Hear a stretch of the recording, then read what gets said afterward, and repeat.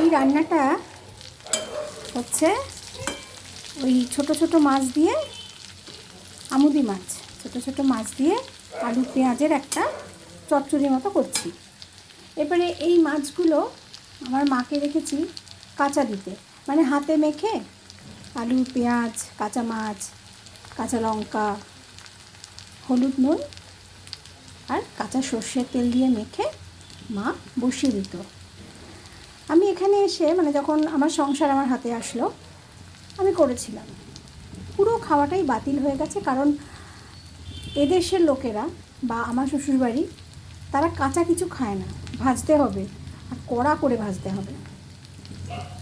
কি করব, কর্তা ইচ্ছা কর্ম।